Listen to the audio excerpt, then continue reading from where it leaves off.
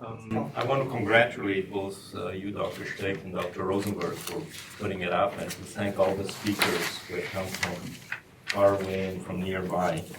I've learned a lot yesterday. I'm impressed at all this activity that I didn't know existed at McGill, and now I'm certainly going to be part of it. I'd like to begin by introducing Dr. Holloway, who's our first speaker this morning. She's a medical sociologist with training, interdisciplinary training in feminist theory as well as political theory. Her doctoral work in sociology at York University focused on the pharmaceutical industry and its role in medical education, which obviously has been a huge issue for many years and hopefully in correction phase. Following this, she did a CIHR-funded fellowship at Dalhousie University, where she studied the commercialization of academic medicine in essence, which is somewhat related to the previous theme, I believe.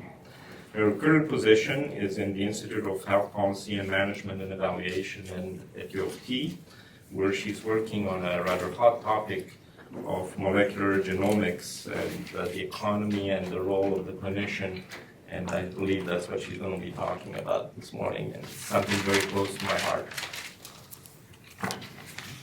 All good. Okay, thank you very much. And thank you for having me today. I really enjoyed the discussion yesterday. I will be a bit of a departure in that I'm not a historian, I'm a sociologist, but there are really a lot of themes that are overlapping, and I'm looking forward to the discussion from this presentation. My presentation is called The Commercial Market in Non-Invasive Prenatal Testing and the Clinician as an Unstable Intermediary. And I wanted to start by just giving a little bit of context about the non-invasive prenatal testing for those who aren't sure about how this test works and what it represents. It's a test that measures the chance of certain fetal chromosomal conditions, particularly the trisomies that cause Downs, Edwards, and Patel syndrome. It can also measure the sex of the fetus, and the uses are expanding. So many of these tests now look at abnormalities of the sex chromosome, and some of them include a microdeletions panel for conditions like DeGeorge. It uses cell-free placental DNA floating in the mother's blood. So it is a test that can be done early in the pregnancy and is non-invasive to the fetus. So there's no risk of miscarriage to the fetus, and it's just a sample from the mother's blood, which is a real selling point of the test. And just a caveat, I'm going to be using non-invasive prenatal testing throughout the presentation, which is kind of the industry term, but it's the most commonly used term amongst the consumers and clinicians that use this test, but it's also called cell-free DNA testing and has a few other names.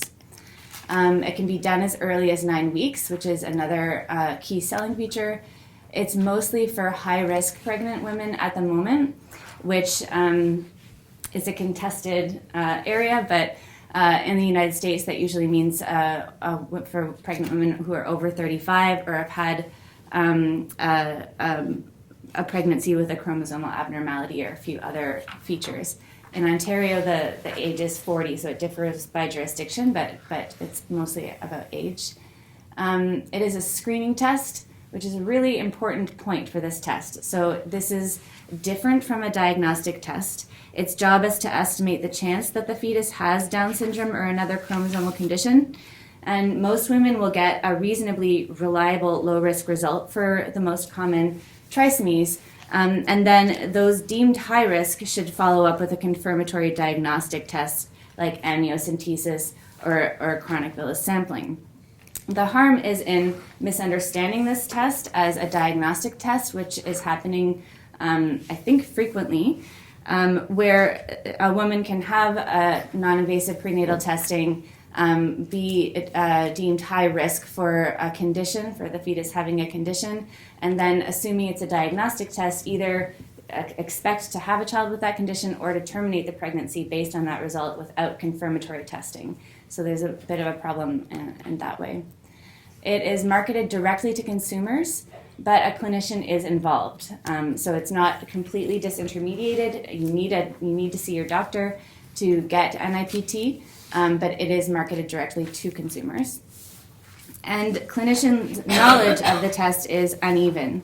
So there's a little bit of literature about how this test is being taken up in the clinic and how physicians feel about it.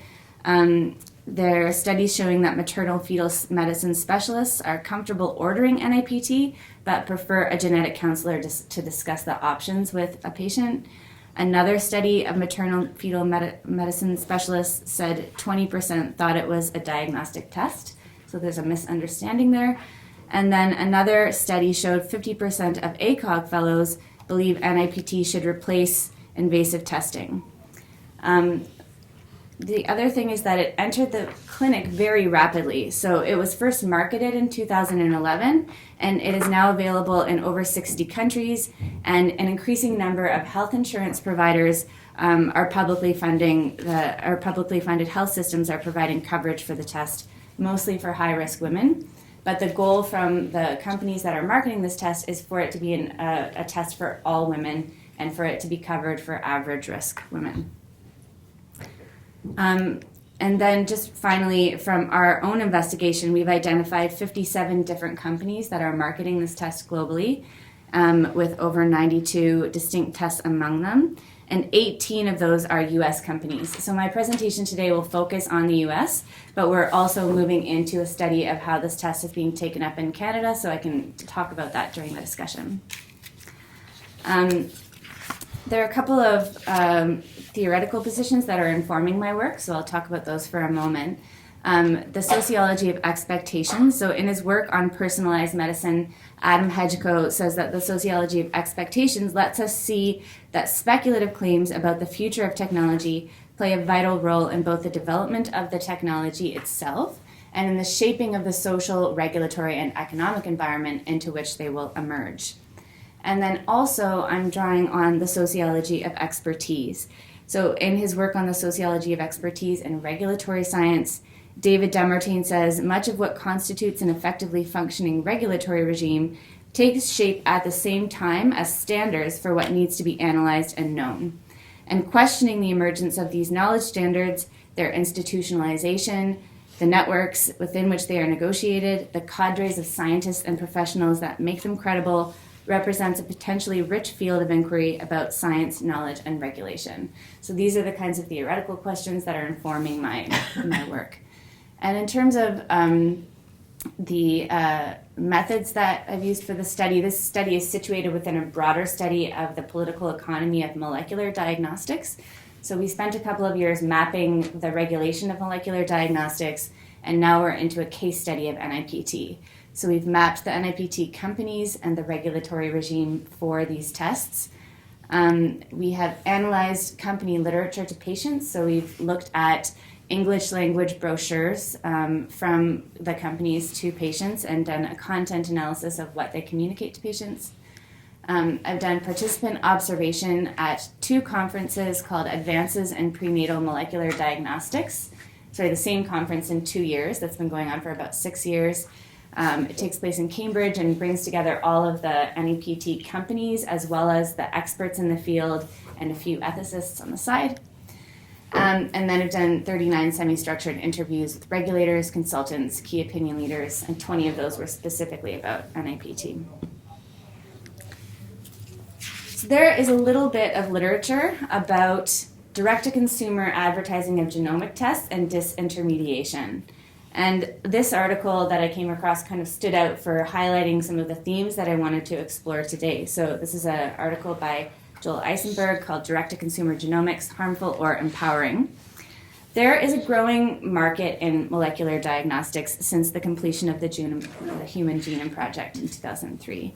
The industry was worth $7.3 billion US in global revenues in 2016. So it's a formidable industry and worth kind of paying attention to the effect that it's having on the doctor-patient relationship. And this article deals mostly with tests like 23andMe and Ancestry DNA, which go directly to consumers. You do the saliva test in your house, you send it to a lab and get your results by email. So it's really quite disintermediated, although lots of people are going to their doctor with those results. But it also touches on NIPT and describes it as a personal genomics company providing direct-to-consumer DNA testing. So Eisenberg talks about disintermediation as the process of bringing consumers closer to products or services by cutting out intermediaries.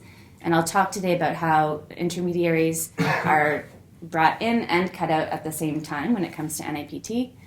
He argues that people should have unfettered, disintermediated access to their personal genome data. And this is a real theme in the marketing of these genomic tests, that it's about empowerment, it's about your right to know more about yourself, in the case of NIPT, more about your fetus. So he supports that. But he also says there are legitimate controls that should be imposed on the marketing of claims about personal genomic data. He doesn't go into detail about what those controls should be. And I want to make the case that that those controls, the regulations, should be of central concern, because a lack of regulation for these tests has an impact on the information that patients receive about the test, the information that doctors receive about the test, the confidence that doctors have in the ability to properly disseminate the test, and thus the doctor-patient relationship. So on the topic of the regulation, these tests are, they're not regulated by a statutory regulator. They don't go through the FDA. So I wanted to describe that a little bit to give some background, and I call the way that they're regulated a regulatory regime, drawing on regulatory science, because it's not just a direct statutory regulator that's doing an approval. It's a number of different actors that kind of create an assemblage of diffuse regulations. So you're probably familiar with if a drug is produced by a company, they have to go through the FDA, the statutory regulation, and it's approved or not approved. And then it goes and is used in the clinic, and there's a coverage decision that's made either based on the approval or based on use in the clinic. And there are lots of problems. This is a very simplistic diagram. Those who study the FDA know that it's not always smooth. But you would think that that is the case for all of these genomic tests, but it's actually not. Many of them are considered laboratory-developed tests.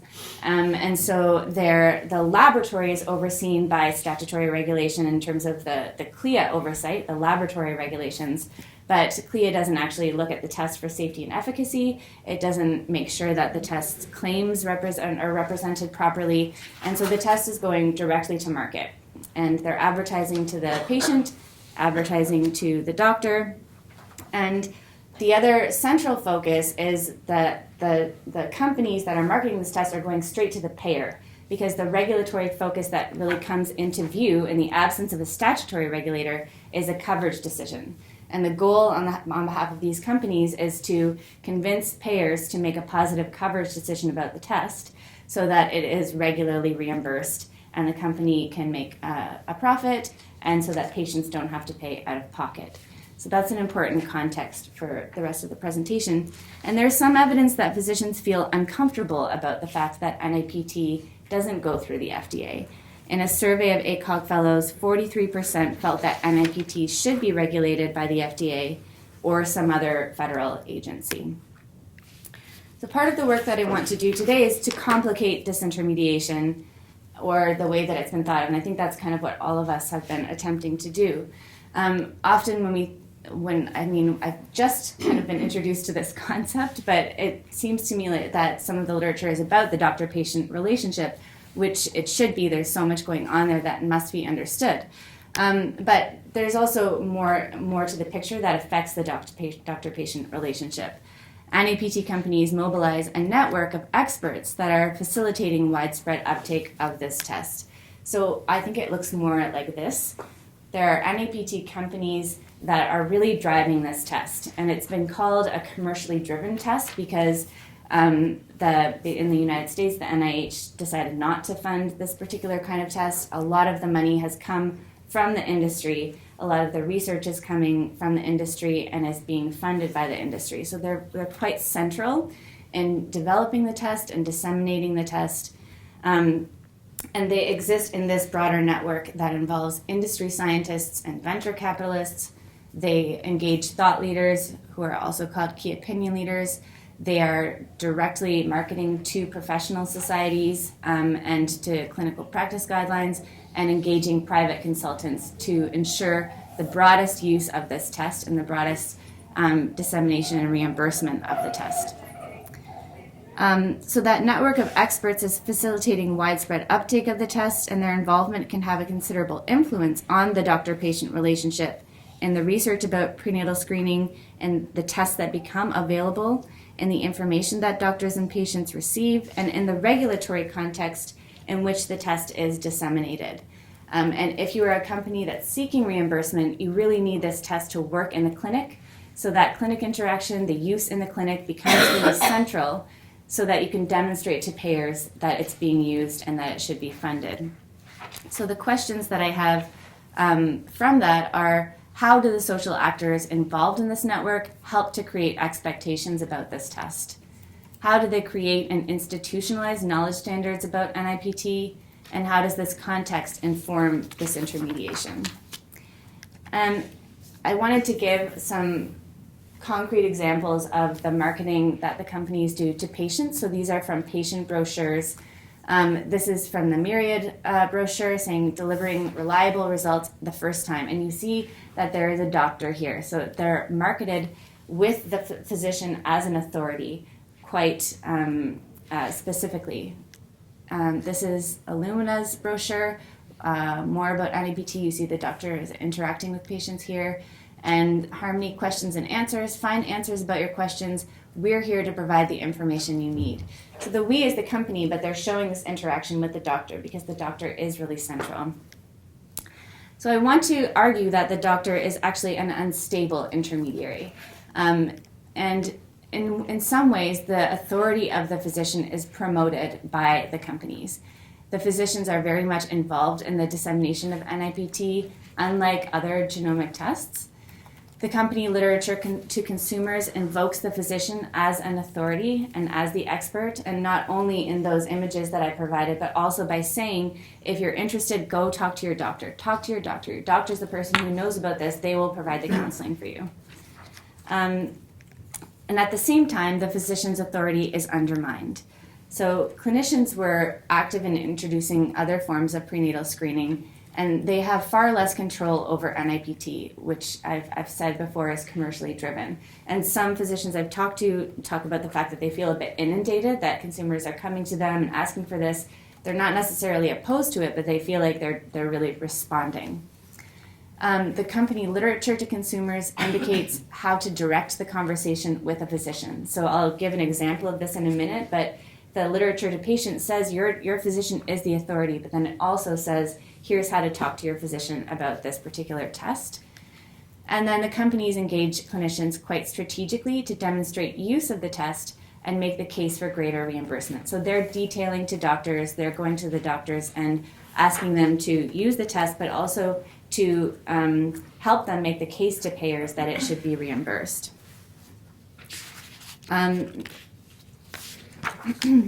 So this is the example of how a physician's authority is both invoked and undermined. This is the Clerical Brochure, which goes through the steps that you need to take to access NIPT. The doctor draws a blood sample from the mother's arm. The blood sample contains the DNA. The blood sample is sent to the laboratory, and then the laboratory sends the results to your doctor. And step 4, your doctor explains the results and provides counseling about further prenatal care. This other image is from the Harmony brochure, and this is the script that is provided so that you can talk to your doctor about this test. Ask your prenatal health provider, what can I learn from the Harmony test? How does Harmony test differ from other Down syndrome screening tests? What are the advantages of using the Harmony test rather than traditional tests? So you might notice that these questions are a bit leading, right? Like they're telling the patient to ask specific questions of the doctor in order to find out more about that particular test. But the companies are not alone in doing this work of engaging the doctor. They need help in order to be embedded in the clinical community, and that actually has become the focus of our work. So I'm now going to move to talk about what Demartine calls the cadre of experts. There is a community of experts that has championed this test since it was first introduced. So I said earlier that many doctors feel a bit inundated by NIPT, that they don't know enough about it, or that they feel that it's coming from a consumer and they're not sure how to handle it. But there is a community of doctors that are specialists in this area, often also have a specialty in genetics, that have championed the test since it was first introduced. Many of them work very closely with industry. And our focus in the project we're working on now is not on how clinicians are dealing with this test as a whole, but on that group of experts that are responsible for promoting the test or holding it back, creating the evidence base, and supporting dissemination. They're the cadre of experts that move the science forward and create the expectations for what this test represents and the framework that in which the technology is taken up in the clinic. So to just be more concrete about who those experts are and the kinds of network that I showed earlier, these are the different kinds of experts that really are intertwined with industry, and I'm trying to demonstrate how in this slide. So there are professional societies, ACOG, and the National Society of Genetic Counselors, the International Society of Prenatal Diagnostics, the Society for Maternal Fetal Medicine, and there are members of the clinical practice guidelines in these societies and who are active in these societies who have a relationship with the NIPT companies. And when the professional societies endorse the use of NIPT to varying degrees, it has a really significant impact on the dissemination of the test and the reimbursement of the test. There are consultants who work in this area who specifically their job is to work for companies and gain wider reimbursement and dissemination of these tests.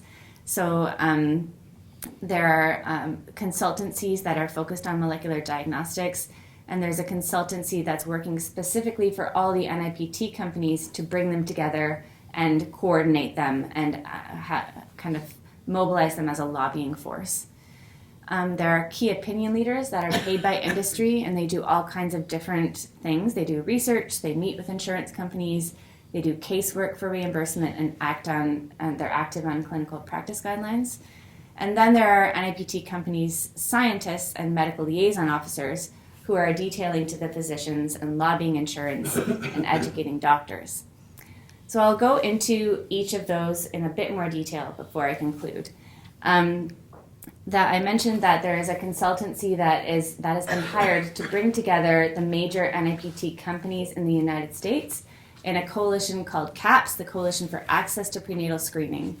And they've framed the coalition as access because their effort is to seek wider reimbursement for this test. They want it to be for average risk women. They want it to be covered by all the payers and by Medicaid across the United States. And so they seek to improve access to state-of-the-art prenatal screening using cell-free DNA-based non-invasive prenatal screening that is easily accessible to all pregnant women who choose to pursue aneuploidies screening, regardless of their risk factors, income, age, or geographic location. And part of their, on the website, they show the slides that the work that they're doing, and one of the aspects of the work that they're doing is to lobby the professional societies to get them to use NIPT, to understand NIPT, and to seek greater reimbursement. So this is all of the work that they're doing to lobby the professional societies. So then you have the professional societies. And I thought this was an interesting quote from one of the participants, a consultant on NIPT. So it says, so if ACOG is supportive, then that's a proxy for insurance companies to say, aha, well, if a society supports this technology, then surely we should too. And so the professional societies and the clinical practice guidelines are a real focal point for the companies, because the companies know that if a clinical practice guideline says use NIPT, then the insurance providers are going to be way more likely to make a positive coverage decision. So you see the professional societies slowly getting on board. In 2015, many of them recommended cell-free DNA be offered to a woman at high risk for fetal aneuploidy. In 2016, ACMG said all pregnant women should be informed that NIPT is the most sensitive screening option for traditionally screened aneuploidies. In 2016, SMFM and ACOG amend their guidelines to recommend NIPT for any woman who expresses a need for information beyond serum screen. And then ACOG kind of backtracks a little bit and says they recommend all women be offered prenatal screening for aneuploidy early in pregnancy but don't specify which test to use. So ACOG is now a bit of a focus for CAPS and for the NIPT companies, because if ACOG says, yes, this is a good test, then it will really help their cause. So to just demonstrate that point a little bit more, one of the consultants says, each of the individual companies also have employees who are responsible, whose responsibility is to maintain industry relationships. And so they are, every week, one of the companies is at ACOG talking about something. It might not always be NIPT because some companies have other sorts of tests, but there is a clear and open dialogue between ACOG and the industry. And then related, there are thought leaders, and these are individuals who do all kinds of different things in this network. They do research that is funded by the companies. They meet with insurance companies on behalf of the NIPT companies to advocate for greater reimbursement. One participant said he was offered $100,000 to go talk to an insurance provider, and he said no. They sit on clinical advisory boards of CAPS, help industry to make a case for greater reimbursement. They lead society meetings, and they are paid consultants to advise the NIPT companies. And just a small caveat, when I've been interviewing these thought leaders, they are maybe the most conflicted group about the fact that this is a commercially driven test. Even if they're taking money from the industry to do the research, they are not 100% behind the fact that that they're doing that, and they feel a bit conflicted about it, which I won't get into too much detail about. Then there are the industry scientists. So there are people who are scientists who are employed by the industry. One person I talked to had an interesting story because he was working for an NIPT company as a lab director, and then as the technology was really taking off, he was pulled into medical affairs and was giving lectures to clinicians and working on billing and appeals process with the insurance companies. So he was calling the insurance companies to make sure that they reimburse the test. He said, I was on, I don't even know how many calls, appeal calls with insurance companies, and trying to, again, explain to them and educate them about the test and the technology. And I think just they were really kind of pressured into eventually accepting the fact that this was better. And then we have the venture capitalists. So at the 2018 meeting of Advances in Prenatal Molecular Diagnostics, there were some venture capitalists who were present throughout the entire meeting, talking to the NIPT companies, talking to the key opinion leaders, and trying to think of how and where they were going to fund this endeavor. And in the last session called The Future of Prenatal and Reproductive Diagnostics, Preventing Genetic Disease from Inventor to Patient and Back Again, this person from a VC company gave a presentation called Hearts, Minds, and Statistics for Healthy Babies, where he argued that every person should have full genetic screening before conception so that we can have a world full of healthy babies. So he's advocating for more carrier screening, but this is kind of like the frontier, the next step in terms of these kinds of technologies. And his call to action was to inspire colleagues. You should talk to your colleagues about these tests, to know and share the fact that this is, he thinks, is affordable, and then to demand coverage and don't settle.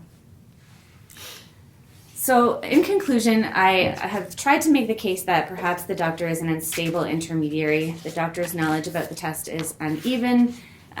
Doctors don't feel like they're in control. And at the same time, they're presented as the expert by the companies marketing to patients and are central to the dissemination of the test. At the same time, there is an expert community that is kind of acting as an intermediary from the companies to the broader clinical world. They're a cadre of experts, and their intricate engagement with the industry informs the general clinical community. And that has implications for the institutionalization of knowledge standards. So again, this is the dynamic that I presented earlier. And I just wanted to say, like all new technologies, perhaps this isn't a new story that the general obstetrician gynecologist doesn't feel like they're in control, or they don't feel like they know everything, so they're getting to know it. That's not particularly new, except this test has had a quite rapid uptake. But another qualitative difference is that with previous screening tests, the knowledge standards had been institutionalized over time, led by the clinical and research communities, with the engagement of industry sometimes, but not quite to the same extent. And the engagement of the NIPT companies leading the technology is also having an effect on the knowledge standards. So if you are a clinician feeling uncertain and you go to your clinical community for information, first of all, you don't need to do that because the companies are coming to you and they're advertising to you. But if you go to your clinical community, the industry is really influencing what is in the scholarly literature, the information that payers receive about the performance of the test in the clinic, what is in the professional guidelines, and what is discussed at society meetings. So finally, just considering all of the advancing genomic tests, NIPT is actually not the most egregious case. It's a pretty good screening test for the most common trisomies. There's pretty good evidence for it, so it's not a Theranos. But it is an example of a newly emerging aggressively commercial strategy to gain widespread uptake for a genomic test, which could be employed for any test. And as we saw by the venture capitalists, this is expanding. So what are the implications for this commercially driven, largely unregulated test? And I'll leave you with that. And just acknowledge my co-authors, Fiona Miller and Nicole Sims, and the fact that we're funded by CHR.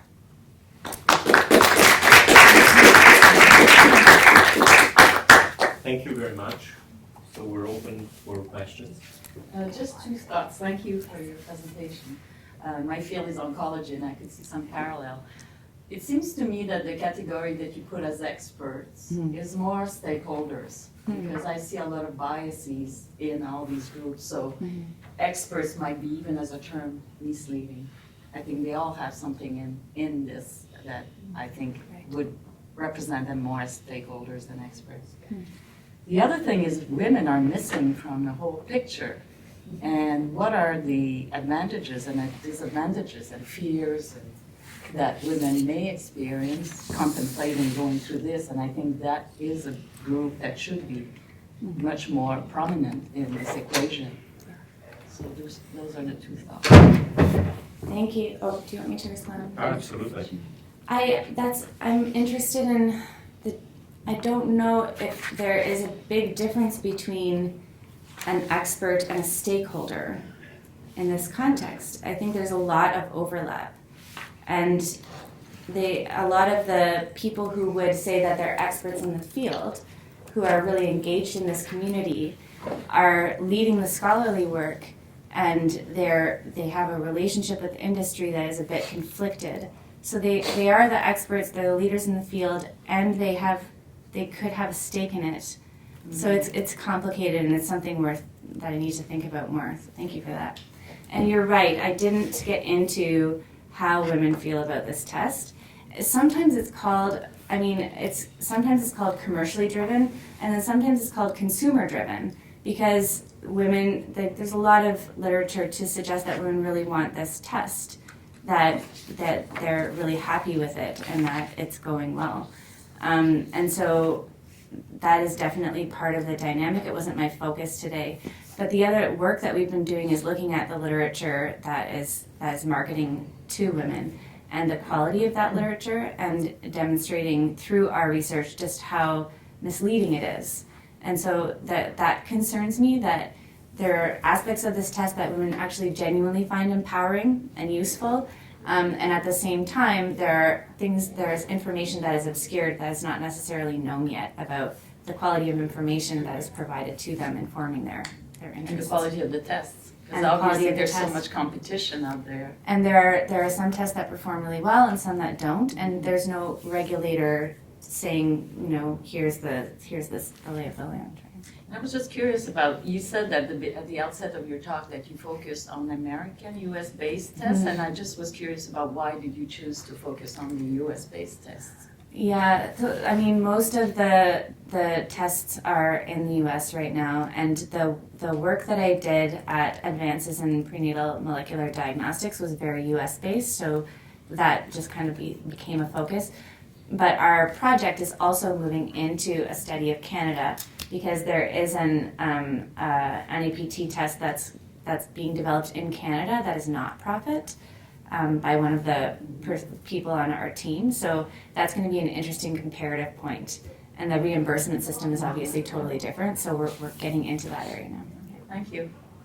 Dr. McNamara. So you've actually, I think you did a wonderful tour de force of the impact of implementing tests. But myself and Dr. Daskal were quite odd in this group. Both of us are lab physicians with a huge expertise in lab testing, and also physicians who treat patients. So the first thing that I noticed was this use of, even the name, the non-invasive patient testing. It's invasive, you take blood.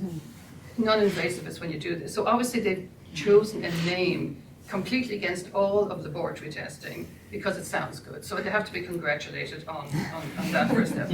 I said the second thing is, if I was over 35, I genuinely would want a test that would allow me, if necessary, to have an abortion prior to 12 weeks. Because it does actually make a huge difference. So I'm not going to go into the test, but I'd like to talk a little bit about something even more interesting, PSA.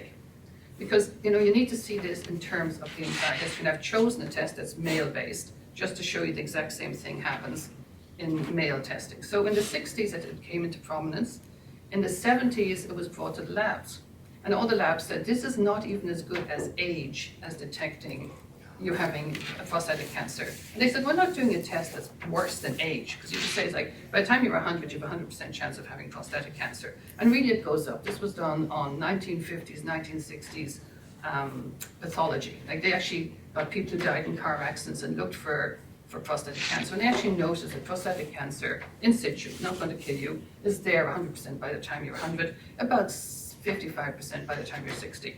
And even 20-year-olds have in situ prostatic cancer, which is never going to turn into anything. There's different subgroups, but so the point is the lab rejected it. And so then the commercial people went to the urologists. And in actual fact, they pushed the test to urologists, even though they knew in this instance it wasn't a useful test. And then now in Europe, what happened was they were actually, specifically in Scandinavian countries, they had watchful waiting. So if you actually had a high PSA, you would be followed by a doctor over years, and if it started rising, they decided this was worth investigating. Otherwise, unless it was very high or there was other instances. In America, they went straight to actually taking out prostates with a 10 to 15% impotence, no proven actually change in the patients, and associated with, at that time, even in the Mayo Clinic, now we're talking like early 90s, they had a 4% mortality. This was amazing. This was like the Mayo Clinic, this was their figures, without any basis, but they had terrified men. So just the same as this is an impact on women, they actually terrified men. They were begging for this test because it was going to save their lives, even though there had been nothing in the literature to prove that. Ontario eventually blocked it and said, we're not paying for it anymore. So it's a very interesting study, and still men say, it's like, I want it, because they have been so inundated with it. Now my family actually have a huge history, almost everybody dies of prostatic cancer or some sort of cancer. So there's certain groups that you could say should be checked. But the truth is it's like this one. Certain people should have this test, I personally believe. I personally believe, you have to understand, and the poor doctors, they actually don't understand concepts of prevalence. So if you've got a positive test, so it was done zillions of years ago. So in the middle of a flu epidemic, if you have a cough, there's a pretty good chance you've got the flu. If you have a cough when there's no flu, you can't use that test to diagnose the flu. And so I hope I'm not boring you, but because I'm just worried that it might be, since this is lab sort of stuff. So the test depends on the prevalence of the disease. So if in actual fact you have 0.1% that are wrong, then it's not like we're negative, but you actually do have a Downs or whatever test you're checking for. If you think about it, if you're looking at people that have a prevalence of, let's say, 10%, then it doesn't really matter so much. But if you have a prevalence of 0.001%, most of the tests that are positive will be false positive, and most of the tests that are negative, a lot of them will be false negative. And this actually was discovered when they were checking for PKU. The baby's disease, there's an inherent first screening test done for babies. And so they actually decided, I'm hurrying up, thank you, I know I am. But what I'm trying to say is I just want you to understand this is nothing new. So I would suggest that you look at the history of how because this is exactly what commercial companies do all of the time. And the other thing what I'd say is no guidelines, no implementation should be done by the stakeholder, because they are stakeholders. The urologists were stakeholders. The more tests they did, it was positive PSA. The more cystoscopies, the more biopsies they did. You need either disinterested lab physicians or epidemiologists to write all those papers and all those guidelines, because you're 100% right. Oncologists are stakeholders. urologists are stakeholders. You need disinterested experts. So I like the lab physicians as the best people. Dr. Schlick. Thank you. It's a very interesting example that could also stand for other examples. Yeah. So we see parallels PSA.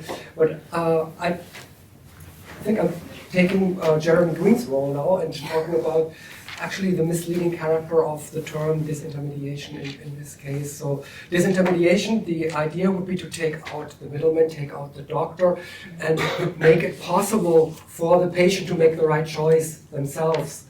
And as you've shown, yes, the authority of the doctor is being weakened maybe, but there are other intermediaries that take the place, and even more, and even probably intermediaries that do the opposite of empowering the individual patient. So using the language of disintermediation might be exactly the wrong thing to do. I'm very glad to have to see an example that shows the limits of that concept. It also shows the limits actually of the idea of the patient as consumer, as the patient of being empowered to have a choice that is up to the patient having enough information and making the right choice. Also, that is never doesn't exist in reality in an uncomplicated way. So you're first. Did you, as part of your research, interview women who are using? No. Why is not? Because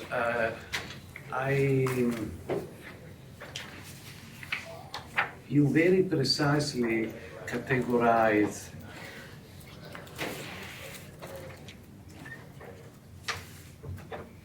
the stakeholders or the experts involved, and yet the patients, there were not any voice of the patients. What I try to say the following. The language is misleading. We can also speak about the visual aspect in the brochures, but in the end, women made a final decision. You stressed that 3 times that this screen test is taken up extremely quickly. We are parallel in certain surgical procedures that spread fairly quickly. So my question is, how did the patient make the final conclusion? Meaning, the patient responded to not only to the patient needs, but also to a very precise language.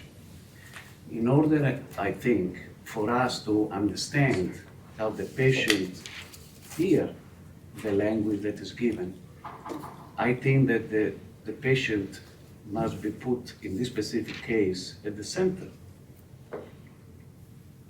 So there has been a lot of work on the patient's perspective about this test. So our project is to understand the regulation and dissemination and reimbursement of molecular diagnostic tests. So that was the focus of my work. And what I'm trying to show is the kind of the political economy, the context of how this particular test is created and disseminated by the experts and the companies that are working on it, and how it's marketed to patients.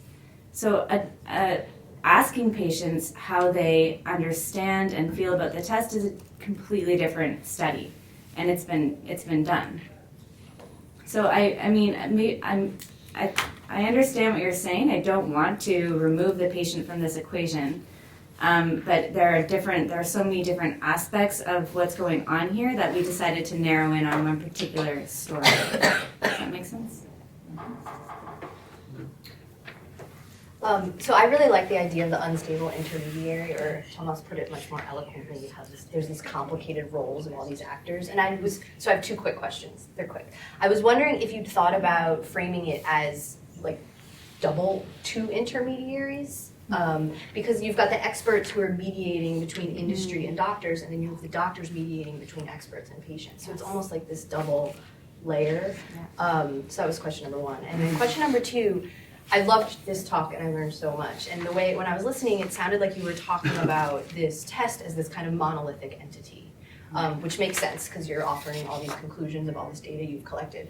But then as you were talking and offering these examples, it's clear that there's this robust market of different kinds of tests. I know I'm an N of 1, but I have taken this test as a patient multiple times, and both times it was just offered to me as a test. There was no sense of it being this market of that I had an array of options and that they might have various. So I was wondering if you'd done research, or if this is part of the project of looking at how these companies are actually differentiating themselves, how there's a market within this kind of monolithic story that you've told us. Yes, those are excellent questions. I like the idea of the tiers of intermediary work. I still think there's something going on in that the doctor is being removed from the equation. Like the doctor is present, but the doctor not feeling like they have ownership over this or feeling like they're driving it. I think that's an important thing to think about. But yeah, like there are different forms of mediation, intermediation that I'm trying to think through here that are important. And then, yeah, so the point about regulation is that there is no one overseeing what the companies are saying about their test. So the differentiation between the tests and how they perform is important. There are all kinds of different companies marketing this test. They have the validation and the quality of the test is different, but that doesn't come across in the literature that they provide to either patients or doctors. And they offer different things. Like some of them offer only the most common trisomies, some of them offer the microdeletions panel, and that isn't always communicated properly in their own literature and from the doctor. So, and then the other ethical problem is the routinization of the test, that it just becomes this normal thing that's happening in the clinic, so you don't really get any informed consent when you enter into what this test is and what it's going to tell you and the kinds of decisions that you're going to have to make. So there's so much happening there about like the different kinds of tests and what's being communicated to women about them that needs to be sorted out. And without any regulation, it's kind of just an open market where you're getting the information from all over the place, and doctors are also getting information from the companies too, what they have to say about themselves. We'll take two more questions, and I have a comment, and then we'll have to break off, otherwise we'll be late for the next one. So thank you so much. It was really fascinating, but my heart is racing. I mean, like I've been exposed to a pathogen in the form of this kind of, and you give this as an example of a whole strategy, and you've studied it. Almost, I could have felt I was reading one of these investigative stories by the New York Times, where you're just exposing something that's kind of not on the surface, but then when you see it, it's like horrifying. And that's the kind of sense of, again, I also feel like that. so that's like, that's credible work. That's important kind of work. And I guess the best work is just to expose it, because the remedies for this are really going to be difficult just because of the structure, the economic structure of the whole situation. So I feel very grateful for you, but I'm also profoundly depressed. I often perform that role, unfortunately. But I want to say, sometimes when I talk about these tests, it has the effect of making people feel afraid. And that isn't, I mean, there's a certain sense in which we need to be concerned and vigilant, but my intention isn't to produce fear. It's to try to think through what exists. And there are some safeguards in place, like in Ontario where NIPT is covered by the province. There was a provincial deliberation about which test and some evaluation of the different tests. So those things do exist, and I don't want to extract that from the conversation. But yeah, there's a reason to be worried that where we should be vigilant. We should try to understand more. Thank you. I really enjoyed that. The thing that really fascinating is this idea of this thought leader category and the ambiguity that they felt. I think sometimes when you think of these narratives, like, oh, they're a physician being paid by industry, they're in on it, that kind of thing. And so to think of a physician who's actually conflicted. And so my question is, how are they identifying these people that like they're the ones who are going to be the thought leaders? Like, do you have any sense of your interviews of why they agree? Is it that they really do think it's a good test, but then they're sort of uncomfortable with the industry involvement? Like, what? How do they get there, right? Because kind of the way you described it is that they're there somehow against their own will, and now they're upset about it. But like, how did it happen? It's so, every person, every thought leader I talk to is different, and I haven't talked to that many so far. I'm sort of in the middle of this right now.